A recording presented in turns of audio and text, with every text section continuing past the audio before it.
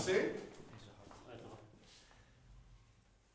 Donc, je commence par me présenter. Je suis Emir Naimi, architecte urbaniste. J'ai fait un peu de patrimoine. Donc, je suis Emir, je suis architecte de formation de l'École nationale d'architecture. J'ai travaillé un peu sur l'architecture militaire de la Seconde Guerre mondiale. Et déjà, je vous remercie d'avoir m'accordé en fait, l'opportunité de parler un peu de l'architecture militaire de la Seconde Guerre mondiale parce que c'était le support de mon mémoire fin d'études en 2016. Et là, je vais commencer par vous présenter une petite recherche, ou bien un petit travail sur les bancaires militaires. Question de gens.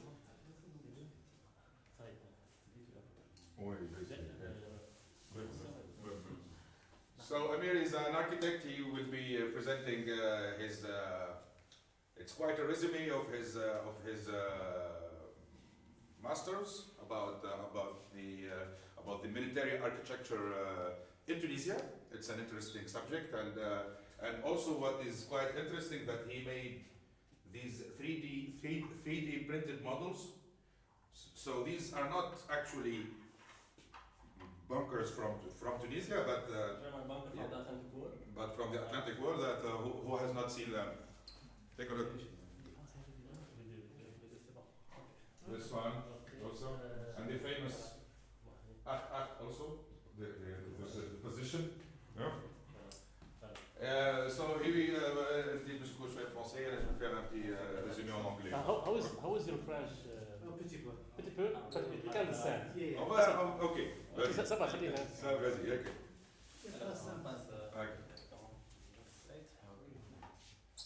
Donc, qu'est-ce qu'un bancaire? En fait, un bancaire, c'est une structure architecturale fortifiée conçue pour se protéger, observer et résister dans un contexte de conflit.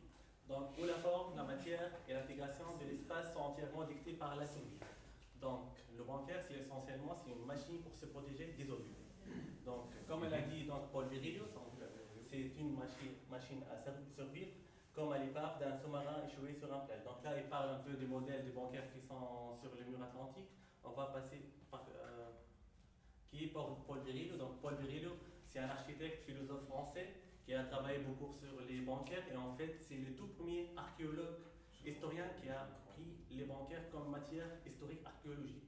Donc c'est le tout premier chercheur archéologue dans le monde des bancaires et de l'architecture militaire de la seconde militaire. Et même a qualifié les bancaires comme la vraie architecture du XXe siècle. Donc le bancaire n'est pas une ruine, c'est un monument moderne.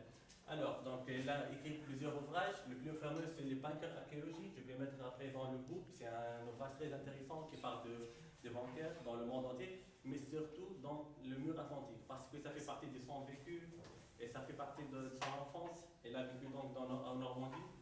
Voilà. Et là, donc, pendant son enfance, il a vécu la Seconde Guerre mondiale. Et du coup, il a vu de près les bancaires et la guerre. Donc aussi on va parler un peu de Regelbau.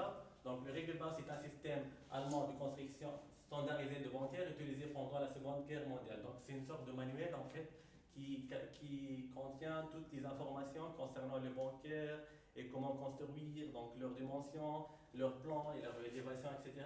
Donc quand par exemple un groupe va construire un bancaire allemand, donc la première référence c'est toujours le Regelbau. Donc le Regelbau, donc on trouve tous les types de bancaires du mur atlantique et aussi de Siegfried. Et donc on trouve aussi Siegfried. Voilà, donc on trouve aussi donc, quelques informations concernant l'épaisseur de béton, les éléments blindés, la ventilation, etc. Donc le tout premier modèle de bancaire est apparu pendant la Première Guerre mondiale. Donc avec l'intervention de nouvelles armes dévastatrices, des nouvelles techniques de guerre, donc on a commencé à penser comment se protéger de ce nouveau mode de désarme. Donc on a un concept de bancaire souterrain au début, des banques en béton armé qui sont entièrement enterrés. Donc on constate, ou bien on voit essentiellement quatre types de bancaires, donc qui sont les casemates au poste de tir, les bancaires d'observation, les abris de troupes et dernièrement les offrages de commandement et de communication. Donc, en fait, les casemates au poste de tir sont des structures défensives optimisées pour le tir. Donc ici, on a un modèle de Regelbau 272. Donc ça, c'est un modèle qu'on trouve dans le mur atlantique. En fait, on voit clairement la partie du canon qui est protégée par des coins ronds, et en fait la zone balayée du canon est bien précise par rapport en fait la position du bancaire. Et aussi on a aussi les bancaires ou les postes d'observation, qui sont des bancaires généralement utilisés pour observer et surveiller des zones dans des zones de conflit. Et ils sont des bancaires généralement bien cachés et bien camouflés dans leur environnement. Voilà. Et il y a aussi donc, les armées de troupes qui assurent la protection des soldats contre les bombardements et les tirs, et finalement les ouvrages de commandement et de communication. Voilà. Donc là, c'est le même modèle qu'on voit ici, le 272 Regelbau. Voilà, donc on voit, en fait c'est conçu pour protéger donc, les soldats, la mèche du canon, les soldats à l'intérieur, et aussi protéger les obus. En fait, aussi, c'est équipé en béton armé, mur très épais. En fait, on parle d'un mètre d'épaisseur du mur ici. Donc, là aussi, la disposition intérieure optimisée, le champ du tir, comme on a déjà dit. Donc là, c'est le bancaire d'observation. Donc, c'est le fameux Regelbau M262. Donc, à chaque fois qu'on parle d'un modèle de bancaire de mur atlantique, on se réfère au Regelbau. Parce que là, on nomme le bancaire par le Regelbau M200. Tout dépend du type de bancaire. Donc là, on voit la surélévation de bancaire parce que c'est un bancaire essentiellement pour observer et surveiller. Donc on voit donc, les ouvertures panoramiques qui donnent sur toute la mer, sur toutes les plages, qui balayent donc, qui font la balayage de toute la surveillance de toute la zone côtière. Donc là, l'orientation stratégique pour le contrôle visuel du terrain. Donc là, les abris de troupes qui sont des bancaires généralement sans ouverture, sans ouverture d'observation, etc. Parce que sont toujours des bancaires totalement enterrés dans le sol afin d'assurer et de garantir la protection des troupes qui sont dedans. Et on passe aussi aux ouvrages, les derniers types qui sont les ouvrages de commandement et de communication. Là, on voit le bancaire de Rommel. Donc c'est le bancaire de commandement, c'est le bancaire, en fait c'est le siège de communication, etc. Généralement, ce sont des bancaires avec un plan complexe. Là, on trouve plusieurs fonctionnalités. Là aussi, on a le bancaire Mammouth, le fameux bancaire Mammouth qui est surélevé par un radar moderne dans son temps. Donc, les principaux matériaux d'un bancaire, c'est le béton armé. Donc, c'est un matériau dominant pour les murs et les voûtes qui résiste aux bombardements et tirs d'artillerie. Donc, l'acier et le métal pour les ouvertures et pour les voûtes donc, de surveillance. Donc, parfois, on utilise aussi le bois pour renforcer ou bien pour cacher et camoufler donc, les ouvertures de bancaire. Et finalement, la terre et le remblai pour enterrer le bancaire et assurer plus de protection. Donc là, on passe au phasage de conception d'un bancaire. On commence toujours par l'étude de l'implantation. Donc là, on a cet extrait de Regelbau qui est un plan masse. En fait, là, on trouve des unités de bancaire, comment elles sont éparpillées sur la plage, donc avec une distance bien étudiée, avec les angles en fait, du tir, avec la distance entre chaque bancaire, la première ligne, la deuxième ligne, la troisième, la tranchée, etc. Ça, c'est l'étude d'orientation. Après, on parle des fondations et des terrassements. Donc, on va surtout pour les bancaires enterrés et semi-enterrés ou bien semi-enfoncés. On prépare donc les fondations en béton armé, on prépare aussi les tranchées, etc. Donc là, on passe, troisième phase, c'est le coffrage et l'armature. Donc la mise en place du coffrage en bois ou métal pour les murs et voûtes et installation de fer-béton pour renforcer la structure. Donc là, la phase la plus importante, donc, on va coller le béton sur tout le coffrage, donc avec un épaisseur adapté selon l'exposition au tir et selon le Regelbau dans les modèles allemands. Donc le collage de béton doit être fait en manière continue pour éviter en fait d'avoir des fissures ou bien de décalage entre l'ancien et le nouveau béton. C'est pour cela donc le béton se comporte comme un bloc house, un seul bloc. Donc il n'y a pas, par exemple, quand on voit le modèle de bancaire qu'on a en Tunisie, tous les bancaires ont subi un tassement total. On ne trouve pas des fissures. Donc le bancaire sur le plage, donc c'est fait en fait un cercle de glacement total sans avoir des fissures ou bien un tassement partiel. Ça c'est dû en fait, collage continu du béton. Donc, parce que c'est un seul bloc, se comporte comme un seul bloc. Donc finalement, en fait, on a l'aménagement des ouvertures, donc la création des postes de tir, les portes blindées, etc. Donc aussi l'installation des équipements internes, comme les escaliers, la ventilation, etc. Donc aussi, voilà, pour terminer un bancaire, on passe aussi à la finition, donc le camouflage, la peinture pour les bancaires, donc par exemple dans les zones forestières, et pour les bancaires par exemple dans les zones désertiques, etc. Donc là c'est le camouflage, la finition des bancaires. Donc là on parle un peu de la Tunisie, les bancaires en Tunisie. Voilà. Donc durant la Seconde Guerre mondiale, la Tunisie occupait bien sûr une position géostratégique majeure au sein du théâtre d'opération nord-africain. Donc constituant un point de jonction entre l'Afrique du Nord et l'Europe méditerranéenne. Dans ce contexte, les forces de l'Axe, principalement allemandes et italiennes, ainsi que les forces alliées, sont développées, réutilisé plusieurs dispositifs défensifs afin de sécuriser les infrastructures. Donc, la logique d'implantation des bancaires, donc on a les bancaires littoraux, donc protection des ports, des plages et tout point d'accès maritime stratégique, les reliefs et les axes de circulation, et aussi on a donc l'intégration au paysage. Les ouvrages étaient donc fréquemment semi-enterrés ou partiellement dissimulés, utilisant la topographie naturelle. Donc la typologie donc, des bancaires qu'on a observés en Tunisie, on a les casemates ou bien les postes de tir donc destinés aux mitrailleuses ou l'artillerie légère, les bancaires d'observation, les ouvrages de commandement et de communication et ainsi les abris de troupes. Donc aujourd'hui, une partie de ces ouvrages subsiste encore sur les territoires tunisiens, bien que leur état de conservation soit variable, certains ont été détruits partiellement ou totalement, tandis que d'autres demeurent visibles et constituent des témoignages matériels significatifs de l'ingénierie militaire et de l'architecture défensive du XXe siècle. Donc. Là, vous parlez de français, hein, c'est fait par les Français. Oui, par les Français, on va.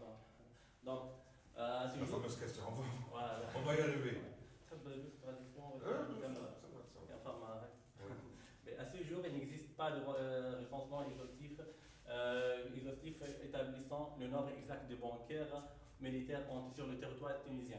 Mais l'estimation disponible repose principalement sur les études de fortifications construites avant et pendant la Seconde Guerre mondiale.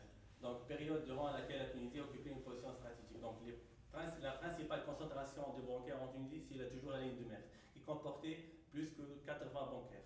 Donc aujourd'hui, à Metz, on parle de plus de 80 bancaires qui s'établissent sur une ligne défensive longue d'environnement 45 km, qui s'étend de côté méditerranéen jusqu'à le relief de Mont Matmata et comprenait notamment 40 casemates d'infanterie, 8 casemates d'artillerie lourde, 15 postes de commandement, 8 points d'appui fortifiés. Donc c'est une position défensive autonome. Donc dans la région des mers, comme on a dit, donc on estime à peu près 80 casemates. Donc il y a d'autres fortifications en Tunisie. Il y en a donc dans le golfe de Tunis, il y a Gamal, Carthage, La Golette, Zahra, Ras et Khorbos. Donc Khorbos peut-être on peut aussi faire avec le Gabon. Bézère en raison de son importance navale et stratégique, et les zones montagneuses du sud tunisien, notamment autour de Matmat. Donc ces structures ont été à différentes périodes par plusieurs forces militaires.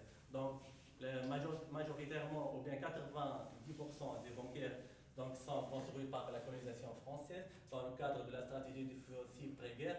Donc les forces allemandes et italiennes, lors de la campagne de Tunis, ont réutilisé et renforcé ces structures militaires. Donc la plupart a été utilisée par la colonisation au début du XXe siècle et surtout en 1933-30. Voilà, pour donc se protéger contre toute éventuelle attaque italienne. Donc voilà la carte des bancaires à peu près. Donc c'est pas vraiment une carte très développée parce que c'est un travail encore personnel. Donc, mais j'espère qu'un jour, comme on a parlé, faire une base de données, donc des bancaires, des sites militaires. Donc, déjà, excellent travail. Là, ici, on a. Oui. Donc voilà. C'est bien. Donc je commence par un modèle que je trouve vraiment original. Peut-être ça, c'est un modèle qui existe à Benzat, comment s'appelle la plage de la Rimel, voilà. Rimel, donc c'est un bancaire enterré, mais la forme de bancaire. Blockhouse. Oui. Donc c'est la forme de bancaire, ça nous rappelle d'un modèle R622 de Rigelbach. Donc peut-être là on parle du seul modèle de bancaire construit par les Allemands sur le territoire tunisien. Donc peut-être, donc c'est... Ça prend combien de temps pour la construction d'un Boker Saman de A jusqu'à Z, de 0 à... Jusqu'à ce qu'il devienne opérationnel. Je n'ai pas l'information exacte, donc, mais... Au moins 21 jours. Parce que couler, par exemple, le 28, Au moins 28 jours, jours. c'est pour le béton armé, Ah donc oui. on parle d'un mois minimum, donc 2 mois, voilà. 2 mois suffisant, ça devient. pour le faire couler ou le... Et peut-être pas, le béton armé, c'est 28 jours en fait pour le collage et jusqu'à ce que ça devient vraiment sec et utilisable. Voilà. Donc dans la région de Gabon, on a Korbes et Libya, le Sahel, on a, je pense, à Sousse, golfe de Gabès avec la ligne de Mers. À Korbes, il y a des bunkers comme ça ou bien des postes de... Des postes d'artillerie en fait. Oui, des postes d'artillerie sur la montagne. montagne, oui. Exactement. Exactement. Qui se relève la colline et le Oui. montagne. Voilà. Donc là, on observe un peu l'état des banquettes, donc c'est de basculement et glissement dû à l'érosion côtière. Donc on va voir après l'état des bancaires et comment on peut réintégrer, l'utiliser dans n'importe quelle activité afin de le rendre en fait on peut visiter, on peut exploiter. Donc là, je vais juste prendre 2 bancaires en Tunisie, dans 2 bancaires qui sont méconnus. Peut-être dans une prochaine table ronde, on peut parler de tous les bancaires en Tunisie. Donc là, je vais commencer par le bancaire de Sidi Bou Saïd. Donc c'est un bancaire qui mène vers un réseau souterrain de tunnels. Donc c'est édifié par les autorités françaises, puis modernisé par les Allemands et les Italiens en 1942. Cet ouvrage défensif se trouve aujourd'hui dans le périmètre de la résidence de l'ambassadeur des États-Unis à Sidi Bou Saïd. On ne peut pas visiter, malheureusement, mais il y en a quelques photos donc, qui ont échappé à la...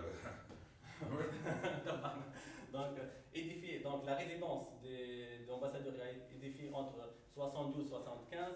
Donc, cette résidence est l'œuvre des architectes Brahim Tartag et Othman Ben Ghanem. Ces derniers ont choisi donc de préserver l'ancien bancaire qui, au fil des décennies, deviendra une remise. Donc, les architectes ont choisi donc, de garder le bancaire dans la résidence et de plus de ça, ils ont pensé à mettre en valeur et faire un réaménagement pour rendre ce lieu porteur de mémoire un musée.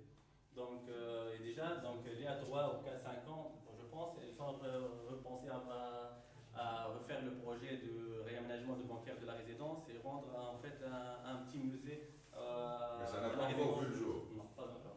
Mais les architectes ont choisi de garder le bancaire. Ça déjà, c'est une bonne attitude en fait envers ces lieux. Et pourquoi pas un jour on peut voir un musée de guerre à ce niveau. Et ça, c'est pour se cacher ou se... Ça, c'est pour se cacher. C'est quasiment de sûr. Bon, c'est Est-ce qu'on a une idée sur la longueur des tunnels en kilomètres? Mais j'ai pas, pas trouvé des documents qui enregistrent juste des photos. Ok. Donc là, c'est un autre bancaire. Donc, Bancaire de la Drib. Ça, c'est intéressant. Voilà. Donc, Ça, c'est Donc, là. on peut faire une visite. Donc là, on parle de... Ça, c'était le sujet de mon mémoire. En fait, donc à Al-Qasba, existe encore un réseau donc, de protection composé des bancaires de casemates qui mènent vers un réseau souterrain. Donc là, comme vous voyez dans cette 3D, c'est la place du gouvernement. Donc là, c'est le ministère des Finances, oui. Dans le patio, dans gauche du ministère des Finances, existe un bancaire.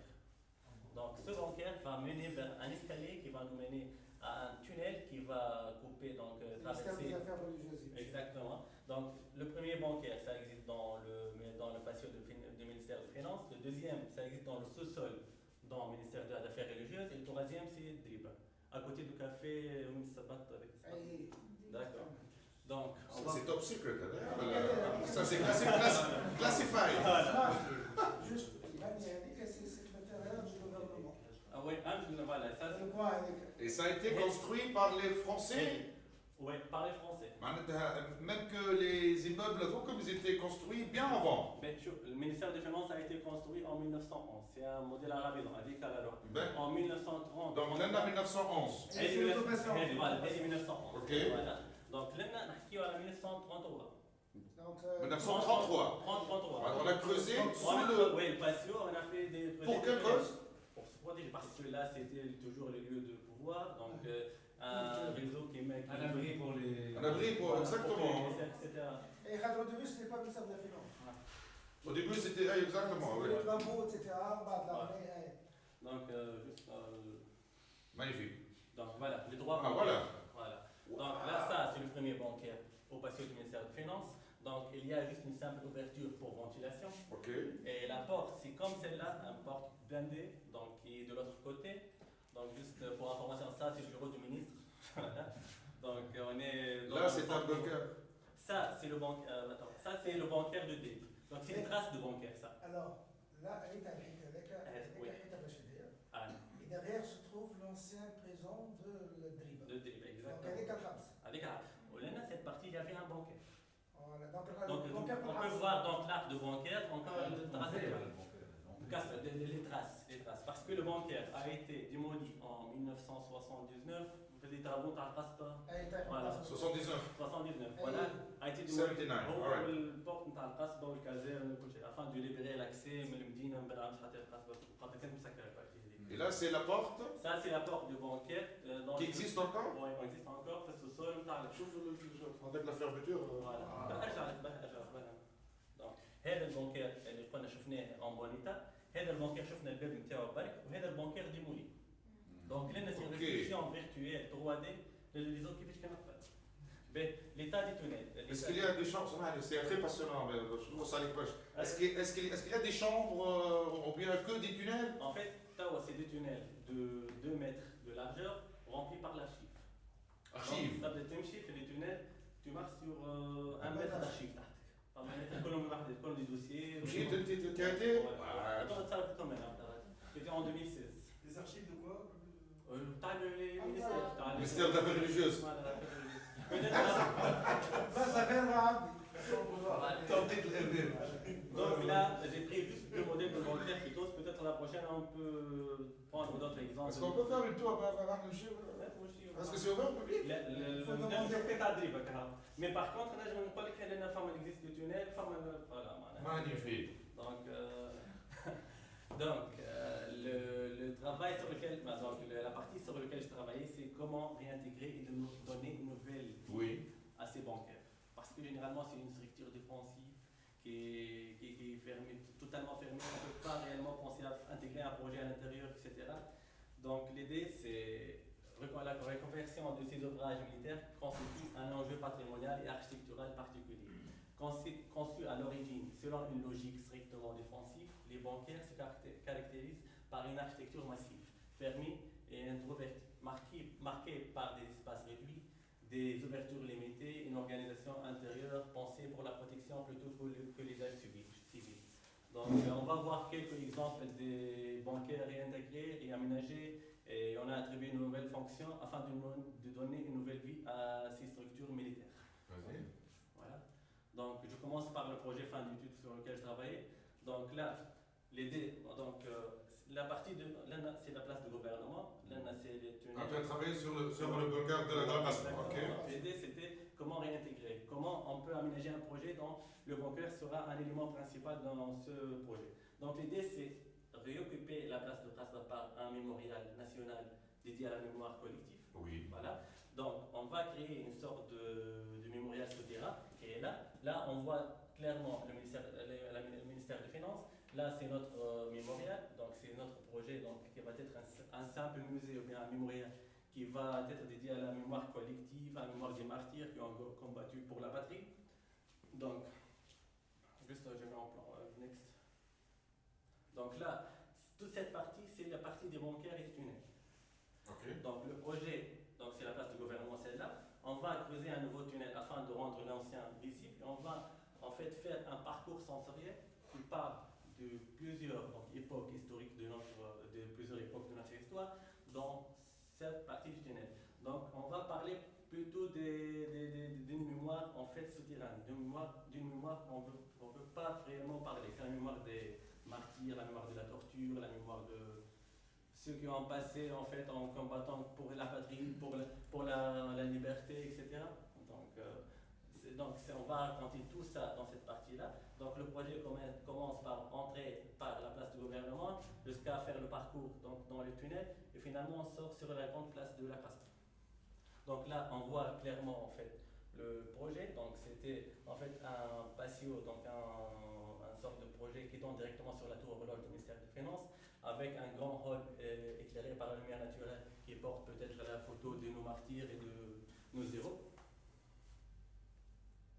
Donc là, c'est un peu comment on a imaginé donc, les tunnels. Donc, comment, par exemple, là, sur le tunnel, sur le bancaire du ministère des Finances, donc on a créé des sources de lumière afin en fait, de créer un événement. Là, c'est des petits tunnels. Par exemple, là, on a imaginé un scénario de, comment ça s'appelle, le Sabbat al-Zlem. Donc, on a créé en fait des séquences de Sabbat al-Zlem dans ce tunnel. Là, par exemple, on va parler un peu de la liberté et l'indépendance. Donc, on a créé une source de lumière afin de donner de l'espoir aux usagers du tunnel.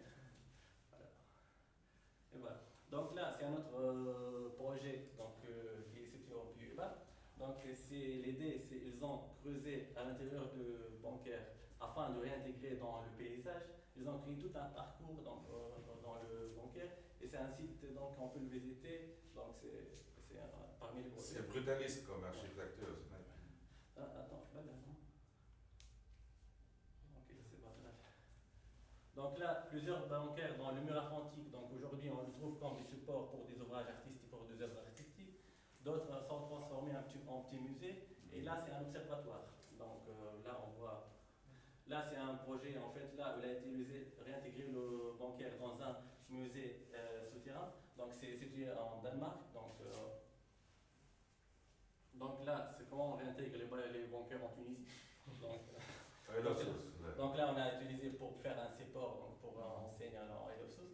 Là, c'est en fait pour protéger les baigneurs du soleil, et là, comme un plongeoir.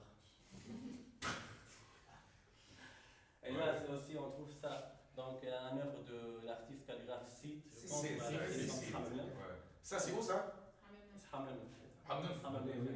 هذه ما في نورماندي هذه نورماندي ما جي pas هذه c'est le mur atlantique هذه حملنف. Donc là c'est juste en fait peut-être on peut juste mettre des enseignes, on peut marquer quelques bancaires afin balisage. Voilà. Oui. En fait que les gens savent déjà de quoi il s'agit, parce qu'après tout ce sont des lieux porteurs de mémoire. Exactement. Donc on peut en fait faire sensibiliser les gens. Par exemple nous à Zahra, moi je suis originaire de Zahra. Donc on a déjà un bancaire donc abandonné, mais presque tout le monde ignore de quoi il s'agit. Peut-être faire des petites plaques, etc., afin de sensibiliser, donc faire connaître aux gens ces équipements. Donc les bancaires constituent aujourd'hui des témoins matériels importants de l'architecture militaire du XXe siècle, révélant des stratégies défensives, les techniques constructives et les logiques territoriales propres aux périodes de conflit. À l'échelle mondiale, comme on dit, notamment à travers des dispositifs tels que la ligne du maître, ces ouvrages rappellent le rôle stratégique du territoire dans l'histoire militaire contemporaine. Bien que leur configuration architecturale fermée rende leur reconversion complexe, leur implantation stratégique dans le paysage leur confère un potentiel de relecture et d'intervention architecturale. Ces vestiges donc, soulèvent ainsi une question essentielle: comment préserver, interpréter et éventuellement réactiver ces architectures héritées de conflits dans une perspective patrimoniale, culturelle et territoriale contemporaine. Donc voilà, donc merci pour votre... Merci.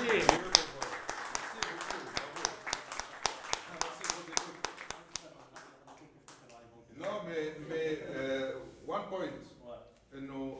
La conservation des monuments militaires historiques ici en Tunisie, elle manque énormément. Surtout comme les mémoriaux, the war memorials.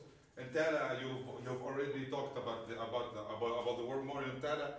Les mémoriaux de guerre, les bunkers, toute architecture militaire, malheureusement, en Tunisie, elle est...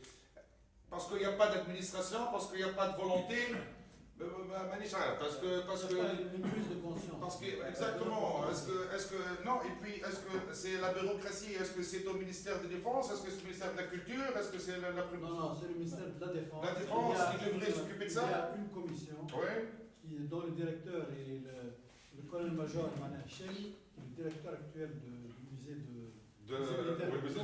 C'est un homme très ouvert, c'est un historien, et je pense, si on discute avec lui, ce type peut... Il faut valoriser ces endroits. Par exemple, si on voit, il y a il y a la stèle commémorative de la bataille de Tel. Elle est dans un état lamentable. Elle est pratiquement dans un ferraille, exactement, dans un site ولي الكسي كيف كيف بيشون كيف كيف معناتها عين جلولة etc. C'est pratiquement illisible. Donc oui. Merci infiniment. Ça, pour la Casbah, alors là, je n'en avais aucune idée. Merci beaucoup. Et le bunker à la résidence de l'ambassadeur de... Américain. Non, non, Ah. anglais. anglais. There is a bunker in the British British embassy in Marsa. Marsa. There is one, and there is one very in the museum. برضو. But there, Manuba. There is كتب في المنوبة. شوف لقيت مع فما بليزيور بالحق معناها جي با في التور سور tous les bancaires mais voilà معناها جيسبر كان جور ان بو فيزيتي معناها بالحق تو قبل سيتي مع ديفيسيل بون خاطر كنت وحدي نخدم ميموار وشتا peut-être avec le Oui, il y a aussi les constructions militaires au sud, Aksar Khalouf, à Tataouine, كيف نسول à Kefensoura, oui. À À Belgardin aussi, oui. Il y a plein de constructions qui ne sont pas balisées, il n'y a aucun signe. Ça peut prendre entre 100 et 200 bancaires. Donc déjà, Quand même. Oui, Trevor, yeah, please. There is a bunker at the American embassy in the ambassador's garden. Has that been investigated? Do we know much about Il parle du bunker, de la résidence de l'ambassade d'Amérique. Oui, il a He already talked about it. Ah, okay. Yeah. ce n'est pas it's not accessible for right now, and due to the actual situation, I don't think that it's easy to access through. So it's like With- you have to pass through a lot of bureaucracy to go there and to investigate. Okay. It was reintegrated to the actual building. Yeah. Yeah. So the architect, when built the residency, he chose to conserve them and put them aside until someone else came and To make a museum of to it. make something about this bunker. So five years ago, the new ambassador think about creating a new museum inside these bunkers to like a history museum or some kind of military. Do you still have a picture of it? Yeah. I think this one, yeah. Exactly. Okay. Déjà, voilà. So this one is c'est la résidence de l'ambassadeur. Alright. Exactement. Okay. Voilà. Donc déjà pas mal. On a déjà défini le monument, on a ajouté le plaque pour déjà voilà, on voit l'éclairage. C'est éclairé, c'est nettoyé, it's clean, it's yeah. Du gravier, etc. Ouais. And there is one in the UK embassy, residence as well. Not the residence, in the embassy. Yes, in the embassy. Tonight, I had dinner with the American Defense Attaché, and Okay. he has asked me to find out the history of this. Can you help me? For sure.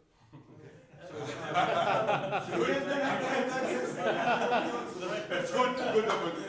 You came to the right person. The right moment. The right moment, yes. Access is easy. Oh, beautiful. Magnifique. Thanks. Excellent, Hassan.